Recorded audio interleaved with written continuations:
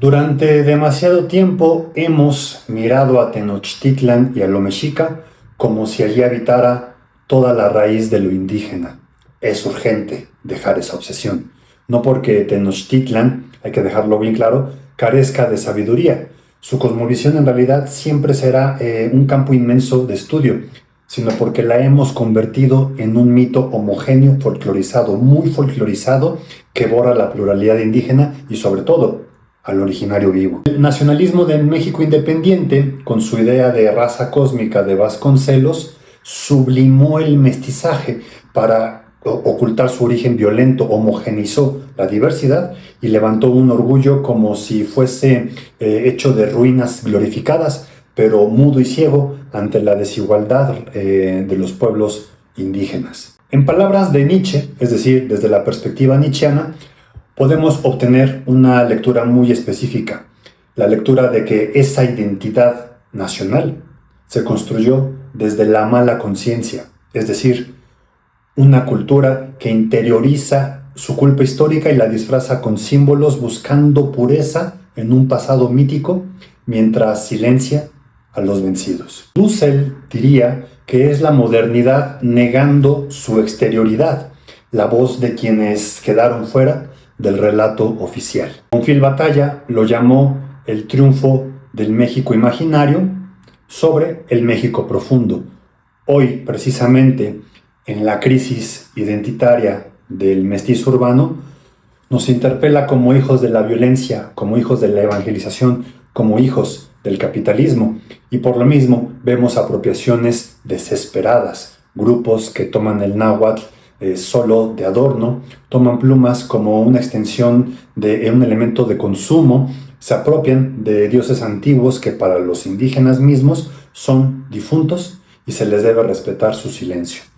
Pero no toman la lengua, no toman la cultura viva, no toman la dignidad del originario, no danzan desde la opresión, sino más bien desde la sublimación del mestizaje que niega su origen y se obsesiona con lo mexica. Es como diría Walter Benjamin, la historia contada siempre por los vencedores, convertida en espectáculo y folclore para consumo propio. Por eso, para romper con el mexicacentrismo, con esa idea de que todo gira en torno a lo mexica y a Tenochtitlan, necesitamos mirar la heterogeneidad, las ciudades y pueblos que la historia oficial volvió notas al pie de página. Hay que desmexicacentralizar nuestra identidad, nuestra cultura y nuestra subjetividad, y lo haremos desde Cholula, ciudad santuario, mosaico étnico, centro ceremonial y comercial que sobrevivió a imperios y conquistas. Porque mirar a Cholula es recordar que Mesoamérica nunca fue una sola voz y que nuestra tarea no es fabricar un orgullo homogéneo, sino una batalla cultural hacia un mestizaje consciente, pero consciente de sus heridas, de sus silencios y de su pluralidad. Cholula no era mexica, era cholulteca, olmeca xicalanca, tolteca chichimeca, náhuatl, ciudad multiétnica con rutas entre el Golfo, el Altiplano y Oaxaca. En sus barrios convivían alianzas pro-aztecas, pro-tlaxcaltecas, redes de poder y de fe que se encontraban en el gran santuario de Quetzalcóatl, sobre su montaña pirámide hecha por manos, ese gran nombre de Tlachihualtepetl, la pirámide más grande del continente. Los nobles peregrinaban para legitimar su autoridad en este espacio. Herir a Cholula era golpear el corazón político, religioso y comercial que había latido durante siglos. Incoyotlacatl y Modau Motepexihuis, Tlaltocatoc Inyehuescauixtli, Intzanahuatlactoli Tlatenehua, Quimati. Las versiones españolas sobre la matanza de Cholula se dividen entre quienes la justifican y quienes la desmienten. Cortés, en su segunda carta de relación al rey, escribió con tono de defensa: habló de baluartes en las calles, de 50,000 escondidos, de mujeres y niños evacuados antes del asalto. Dijo haber matado al menos a 3,000, quemado torres y templos. López de Gómara, su secretario, duplica la cifra, 6,000 muertos, y el templo reducido a cenizas. Andrés de Tapia, otro de sus capitanes, repitió la misma versión, es decir, advertencias, ataque fulminante, nobles ejecutados, sacerdotes calcinados. Bernal Díaz del Castillo escribió medio siglo después y adornó aún más el relato. Descubrieron, según él, preparativos de sacrificio, incluso dejó para la posteridad una receta del supuesto guiso del conquistador, como si el horror ajeno justificara la violencia propia. Pero otras voces españolas pintan otra escena. Fray Francisco de Aguilar, soldado que después tomó los hábitos, no vio emboscadas ni ejércitos enemigos, solo tensión en la ciudad y un ataque decidido por los capitanes cuando faltó leña y agua. Y está también Vázquez de Tapia, que ante la Inquisición declaró que los cholultecas habían tratado bien a los españoles, que no hubo complot, que el ataque contra 4 o 5 mil personas reunidas en la plaza fue orden directa de Cortés, sin provocación previa. Estas voces disonantes rompen el guión heroico. Si no hubo una emboscada, entonces no hubo una defensa preventiva, hubo más bien una matanza premeditada. Las crónicas indígenas y frailes revelan un contrapunto al relato español. Muñoz Camargo y el lienzo de Tlaxcala cuentan que Tlaxcala advirtió a Cortés. Hubo señales, emisarios, torturados, rumores de una agua sagrada que arrasaría a los invasores si se atrevían a tocar el templo de Quetzalcóatl. El agua nunca llegó y Tlaxcala se unió al asalto cuando la ciudad estaba perdida. Los informantes nahuas de Sagún, en el libro 12, narran algo distinto. No hubo emboscada alguna. Los españoles fueron incitados, asusados por los tlaxcaltecas. Torquemada, en 1615, intentó ordenar el caos. Habló de 6 barrios, habló de 6,000 muertos y de mujeres o infantes supuestamente perdonados.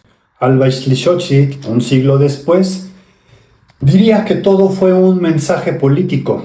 En 2 horas Cortés mandó matar nobles, saquear casas, incendiar templos. Y Fray Bartolomé de las Casas, implacable, denunció que la matanza fue calculada para sembrar terror. 3 o 4 días de sangre, 6,000 muertos, sacerdotes calcinados en su propio santuario. Y en medio de esas voces aparece Malintzin, noble olmeca xicalanca, políglota y estratega, donde en el lienzo de Tlaxcala se le dibuja dirigiendo el ataque. ¿Advirtió un complot real o fabricó uno para inclinar la balanza contra la facción rival? ¿Fue mediadora o arquitecta del golpe que cambiaría para siempre el mapa político de Cholula? Pues bien, hay que preguntárselo a Federico Navarrete y nunca a Zunzunegui. Bajo el atrio de San Gabriel se exhumaron 671 esqueletos y eso es solo parte del Camposanto. El perfil demográfico es contundente, la mitad adultos, 256 niños, 43 con decapitación o desmembramientos, huesos con marcas de espadas, se enterraron en decúbito extendido hacia el oriente, siguiendo precisamente la práctica cristiana, pero muchos con cráneos deformados, a la usanza de la costumbre prehispánica, un pueblo indígena obligado a reposar bajo ritos ajenos. Entre ellos, monedas españolas de 1512 sellan la fecha de este horror. La evidencia contradice la versión piadosa. No se fueron las mujeres, no se salvaron los niños, no hubo realmente clemencia. La ciudad fue reocupada bastante pronto, los cuerpos recogidos y sepultados en masas. La arqueología habla donde la historia oficial siempre calla. La matanza de Cholula no fue defensa inevitable ni accidente fortuito, fue la política del miedo, un mensaje calculado para quebrar un centro sagrado, reacomodar facciones y sembrar terror en toda la región. Desmexicacentralizar es recordar que estas tierras fueron plurales: tlaxcaltecas, olmecas, xicalancas, totonacos, nahuas, voces distintas que todo el poder quiso reducir a una sola narrativa. Pero la historia no es un coro en armonía, es un campo de fuerzas donde los vencedores siempre intentan borrar a los demás. Incacticac posonolischimali motsomonía, quintentlapoatoc ineli tlainamiquilisli y xoxelu. Se rompe el escudo del fervor vacío, descubriendo la herida de la memoria verdadera. No toca Toteque Escalante, Zatepatito Tasque y Pan Oxe Video.